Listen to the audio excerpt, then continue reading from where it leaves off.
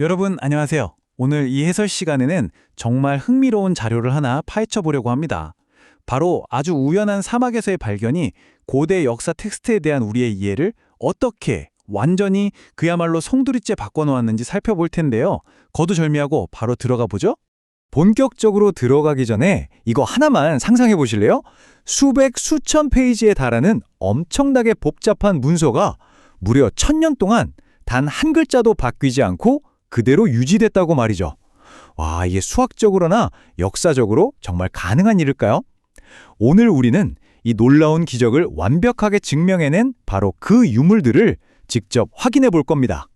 첫 번째 파트, 1947년의 위대한 우연입니다. 자, 우리의 이야기는 덥고 먼지 펄펄 날리는 쿰란의 건조한 사막에서 시작되는데요. 이 엄청난 역사적 발견이 사실은 너무나도 평범하고 어찌 보면 사소한 사건에서 시작됐거든요.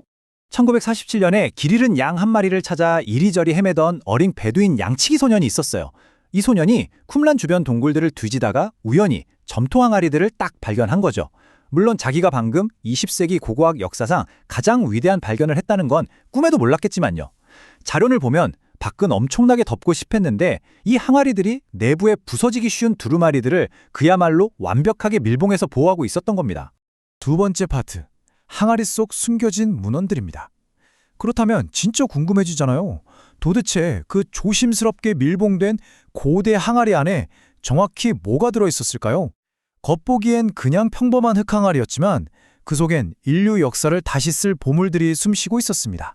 발견된 문헌들을 보면 크게 세 가지로 깔끔하게 나뉩니다. 첫 번째는 에스더서를 제외한 구약 성경의 모든 두루마리들인데 특히 이사야서는 거의 완벽한 상태로 나왔죠. 두 번째는 에녹서나 희년서 같은 외경 및 위경 문헌들이고요. 마지막 세 번째는 쿰란 공동체 사람들의 규율, 신학, 찬양시 등 그들의 일상을 아주 리얼하게 엿볼 수 있는 귀중한 기록들이었습니다. 세 번째 파트, 1000년을 뛰어넘는 정확성입니다.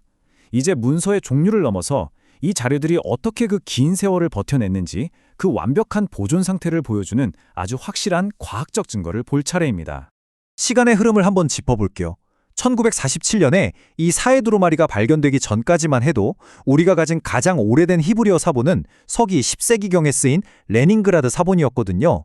그런데 세상에 사해두루마리는 기원전 2세기에서 기원 후 1세기 사이에 쓰인 거란 말이죠. 그러니까 이 우연한 발견 하나 덕분에 우리는 성경의 역사를 무려 1000년이나 거슬러 올라가게 된 겁니다. 진짜 엄청난 타임오프 아닌가요? 자, 여기서 제일 소름 돋는 포인트가 이겁니다.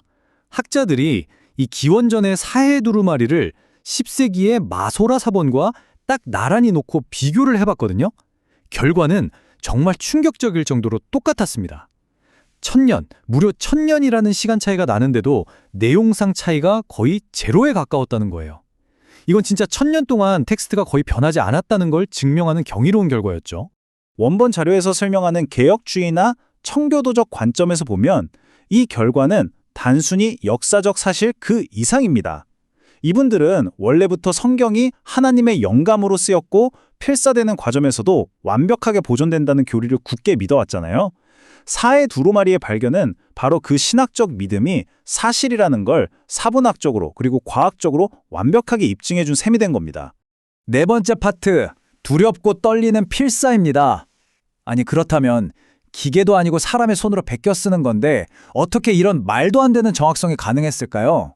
이걸 이해하려면 텍스트 이면에 있는 인간적인 요소, 즉 당시 고대 서기관들이 얼마나 엄청난 강박에 가까운 열정과 헌신을 가졌는지 봐야 합니다.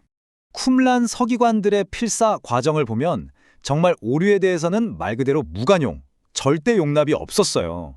일단 하나님의 이름을 쓰기 전에는 반드시 몸을 씻는 엄격한 정결 예식을 치렀고요.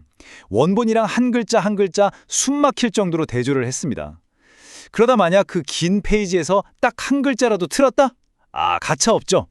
그 순간 그토록 공들인 페이지 전체를 미련 없이 파기해버렸습니다.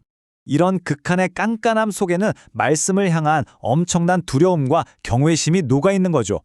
자료에 따르면 청교도들은 이 서기관들의 태도에서 아주 깊은 교훈을 끌어냅니다. 오늘날의 신앙인들도 이 고대 텍스트를 대할 때 그 옛날 서기관들이 그랬던 것처럼 똑같이 두렵고 떨리는 경외심을 가져야 한다고 가르치는 거죠. 다섯 번째 파트, 400년의 침묵을 깨다입니다. 사실 사해두루마리는 텍스트의 정확성만 증명한 게 끝이 아니에요. 수백 년 동안 학자들을 당혹스럽게 만들었던 거대한 역사의 사각지대에 아주 밝은 조명을 탁 켜주었거든요. 역사에는 흔히 신구약 중간기라고 부르는 공백기가 있어요.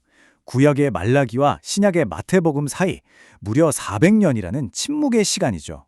그런데 사해두루마리가 바로 이 미스테리한 시간 속으로 들어가는 결정적인 열쇠가 되어준 겁니다. 그 침묵의 400년 동안 유대인들이 정확히 어떤 메시아를 기다렸고 어떤 신앙을 가졌는지 그 생생한 모습이 드디어 세상에 드러난 거죠. 이게 역사적으로 어떤 의미가 있는지 한번 볼까요? 이 문헌들에는 당시 유대교 내부의 여러 파벌 싸움이나 영적인 기류들이 그대로 담겨 있어요. 이런 통찰 덕분에 우리는 세례 요한이나 예수님이 활동하셨던 그 시대적 배경을 단순한 평면적인 글자가 아니라 마치 3D 영화를 보듯 아주 입체적으로 이해할 수 있게 되었습니다. 당시 종교계 분위기가 어땠는지 확 와닿는 거죠. 마지막 6번째 파트, 영원히 변치 않는 진리입니다. 자, 지금까지 놀라운 고고학적 발견이랑 역사적 팩트들을 쭉 살펴봤는데요. 그럼 이제 이 모든 확실한 증거들을 모아서 어떻게 이걸 우리가 기억하고 적용할 수 있는 유산으로 남길 것인지 핵심을 정리해보죠. 이 해설 자료는 이 모든 논의의 신학적 결론을 이사야서 40장 8절 말씀에 단단히 닻을 내리고 있습니다. 풀은 마르고 꽃은 시드나 우리 하나님의 말씀은 영원히 서리라. 와, 툭 치면 깨져버릴 진흙 항아리의 연약함과 그 안에 담긴 절대 변하지 않는 메시지. 이 대비가 진짜 기가 막히지 않나요? 성전이 무너지는 거대한 풍파 속에서도 이 텍스트들은 항아리 안에서 묵묵히 살아남았던 겁니다. 개혁주의 신학의 렌즈를 통해 보면 이 두루마리들이 살아남은 기적을 단순한 우연이 아니라 보이지 않는 하나님의 철저한 섭리와 보호로 해석합니다. 세상 모든 게 변해도 텍스트의 절대적 권위는 안전하다는 것, 즉 오직 성경이라는 원칙을 꽉 잡아주는 거죠. 수천 년 전의 사본이 우리 눈앞에 다시 나타난 건 그 말씀이 영원할 거라는 약속이 역사 속에서 완벽하게 증명된 셈이니까요. 오늘 준비한 해설을 마무리하면서 여러분의 호기심을 확 자극할 만한 흥미로운 질문 하나를 던져보고 싶네요. 이렇게 얇고 부서지기 쉬운 양피지 조각들이 건조한 사막 항아리 속에서 무려 2000년 동안이나 진리를 품고 살아남을 수 있었다면 지금 이 순간에도 저 뜨거운 모래 안에나 우리가 아직 발견하지 못한 어느 깊은 공굴 속에는 또 어떤 숨겨진 역사들이 깨어나기를 기다리고 있을까요? 오늘 함께 살펴본 이 놀라운 퍼즐 조각들이 여러분에게 유익한 시간이 되었기를 바랍니다. 끝까지 함께 해주셔서 감사합니다.